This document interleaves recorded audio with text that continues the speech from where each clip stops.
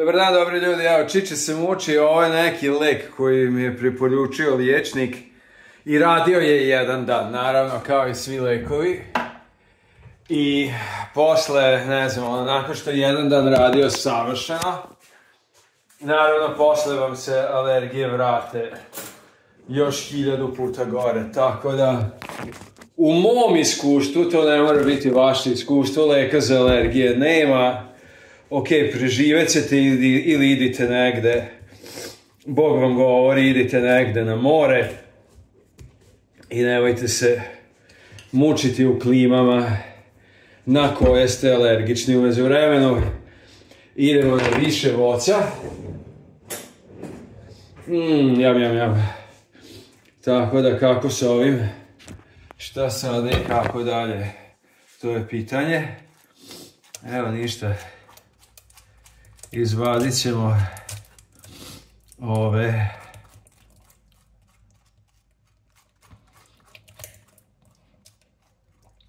semenke i onda ćemo šmrckati ostatak videa. Znači ne mogu da se sredim. Evo, probat ću malo da izduvam nos. Kao daju vam kortikosteroide i antihistamine, bla bla bla, i sve u svemu to radi nedelju dana. I onda vam se alergije sve vrate se 10 puta jačim intenzitetom. I to je ono što je vrlo, vrlo problematično. Tako da...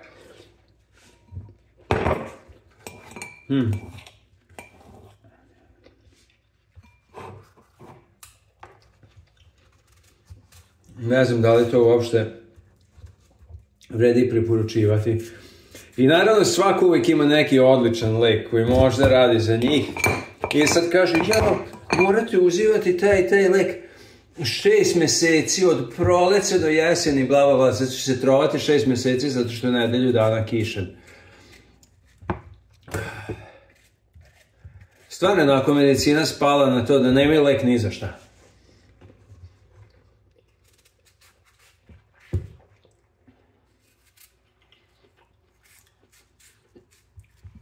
Nekad je bilo, imate lek ili ne imate. A sad onako uzmi ovo, to ti je terapija.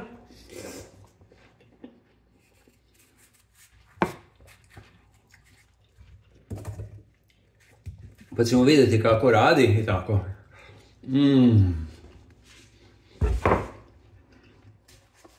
A lubenica uvijek radi. Lubenica, dinja, šta je ovo, ne znam. Ovo su one neke biljkice između.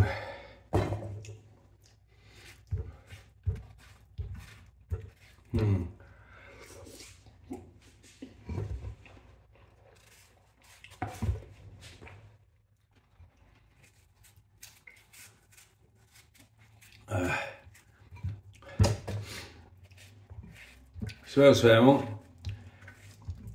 počeo sam ponovno da ispiram nos.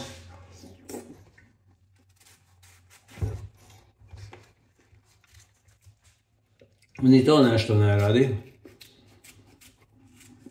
Tako da... Ne znam šta je to. Cijelog života nisam imao alergije i onda sam počeo sa negdje 30-40 da ih imam.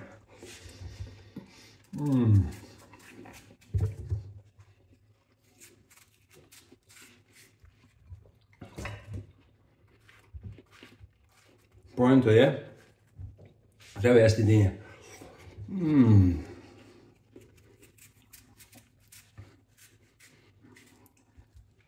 Ovi videi gdje se nema šta da se nauči su najbolji, jer iz ovih najviše naučite.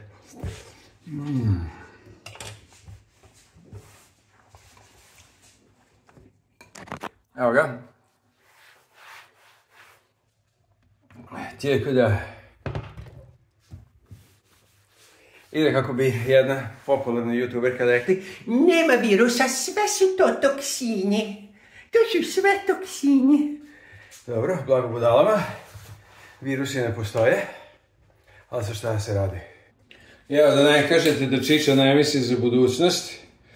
Ovo je isto jedna vrsta investicije. Investiramo u budućnost, uzeli smo banane, mada... kako su loše banane ovih dana, znači ili su trule, ili su ove što su tutkalo.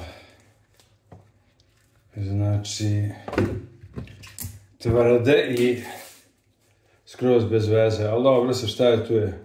To je problem kad jedete voće, jer svinja je uvek otrovna, jer Bože moj, zašto ne bi bilo otrovna? I vas kad bi neko pojeo, i vi biste bili otrovni toj životinji. Zato pravi mesožderi imaju ono kratka creva, minimalni želudačni trakt i tako. Mačka pojede i ode sve napolje i to je to. Ali ovi ovako mesožderi što se pretvaraju da su mesožderi, misle da mogu da jedu sve i svašta. Sve u svemu. Da, zato imate i vrlo komplikovane oči i recimo vidite boje i tako da biste prepoznali kada je voće zrelo i to. Ali sa šta da se radi kad u prodavnici nema idealnog voća, ali dobro, budemo sretni što ima voća. Tako da, eto, poješt ćemo limunče. I mislim da mi je ostalo nešto ribizle u frižideru. Sad ovih dana nešto se bavim veganicom, to je malo mestašce koje otvaram za jelo u Subotici. Tako da će imati ljudi šta da jedu da se ne otruju. Kako da jedem, gdje da nađem, okej, sad ćete imati gdje da nađete. A ako nemate, onda dođete u Suboticu. Jam. Ok. I sada još će trebati dodati, naravno, mnogo vode. I ne tako mnogo, ali ajde dodat ću konoplje. Da bude fino i to je to, onda ćemo izblendirati.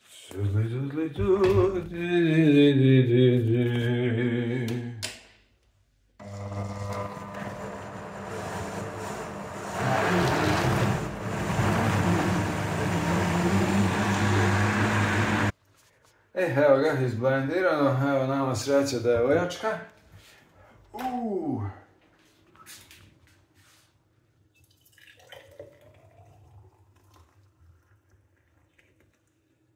Sad sam ga još malo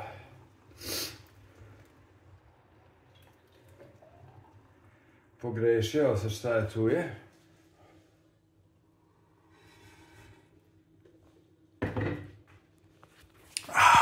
Dobro. Eto, spremni smo za biciklizam. Danas sam otišao na plivanje bez da sam jeo, možete misliti koliko sam plivao. A dobro, za vas bi to bilo nešto 800 metara, sa šta je tu je. Bio sam gladan i onda me je neka baba isterala. Penzioneri su stvarno najgori ljudi na svijetu. Zašto su penzioneri najgori ljudi na svijetu? Pa zato što će vas oni od svagdje izgurati. Ja plivam, ono baba pliva ležno. I naravno upadne mi u traku i sve, pa nema veze, briga nju, ona ide svoje. Ona je došla da pliva, ona nema veze što je neko već plivao tamo. Ona će da uđe, pa su... Penzioneri, oni nemaju ni poštovanja, ni gaća, ni para, ničega. Uvijek su, mali, ti, možeš ti da budeš Nikola Tesla, ali ja sam stariji od tebe, Mislim, drugo su umirovljenici kao ja, koji imaju malo viška novca i tako. Ali ovi penzioneri na penzijama, pa to je užas, užas. Toga se treba najviše plašiti. To su stvarno najstrašniji ljudi na svetu i treba ih se i bojati i kloniti.